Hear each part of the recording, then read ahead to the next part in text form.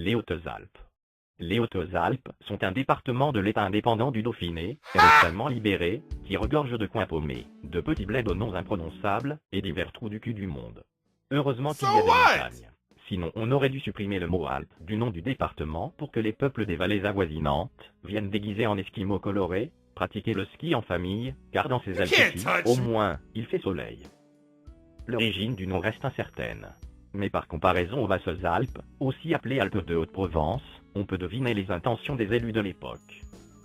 Ville dite importante. Capitale, Gap, sauf que pour plus de 50% des Français, la vraie capitale c'est Grenoble. La fin d'une autoroute est en discussion, depuis que les hommes politiques existent, pour rapprocher les deux capitales. Sous-capitale, Briançon. La première station de ski du monde assez stupide, pour avoir annoncé comme publicité, plus de 300 jours de soleil par an. Et elle tombe quand la neige. Autre ville fréquentable, mais de passage uniquement.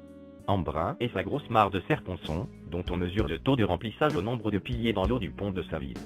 Seuls les agriculteurs du Vaucluse décident de la hauteur du lac au grand mécontentement des Hollandais qui ont phagocyté le coin. Enfin Tallard avec sa fin d'autoroute, et ses bouchons d'esquimaux colorés, et ses files interminables de semi-remorques. Les habitants, les hauts alpinistes, les chauds lapins, les crétins des Alpes, d'où l'expression très connue qui horripile les autochtones. Les moutons qui représentent 80% de la population. C'est dans les Hautes-Alpes que se situe le patelin le plus haut d'Europe, s'avérant, 2042 mètres d'altitude, la barre des écrins, 410 mètres, et ses vrais glaciers de glace, feraient au dire des hauts alpinistes, une belle concurrence au massif du Mont Blanc situé à Chamonix, dans les Alpes hautes. Peut-être pas pour les jolies montagnes, mais pour le nombre de tués par an par avalanche, on s'en rapproche. On y travaille.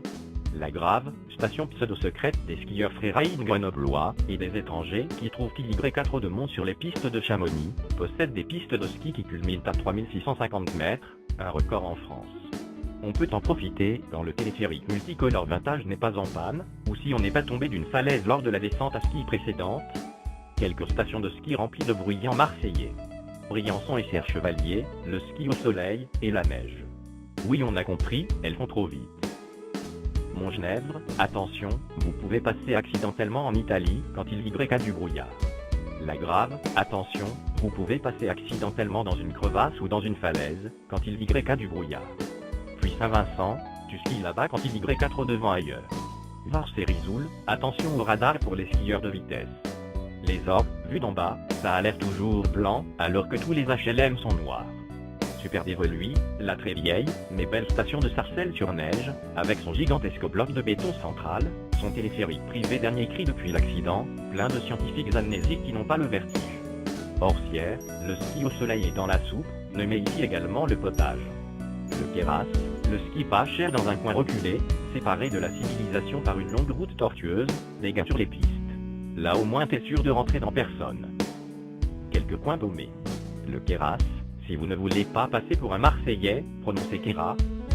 Névache, une longue route qui mène à des minibus qui mènent à rien. Vennes, t'en as pas trop si t'habites là. Le Val-Godemar, tout ça vaut le jeu de mots à recycler. Préservation du patrimoine. À la fin du Moyen-Âge, quelques cabanes en pierre ont été érigées à Mont-Dauphin et Briançon. Pour protéger ce fabuleux patrimoine, les mangeurs de spaghettis voisins, le Grand Vauban a laissé courir son imagination pour les rénover. Certains disent qu'elle court encore. Mais quelle mauvaise langue. L'hiver, de vaillants jeunes hommes vêtus de blanc qui déneigent à vos frais, les routes d'accès aux cabanes laissées à l'abandon depuis plus d'un siècle. Les Hautes-Alpes, mais c'est le paradis sur terre que je vous dis. Oh.